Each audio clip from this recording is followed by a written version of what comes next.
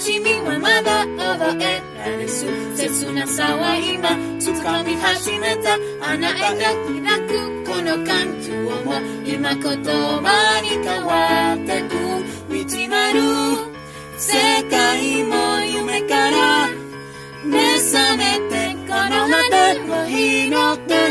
と出るとあなた言ったら元のないと言って目指したのは青い青いあの空突き抜けた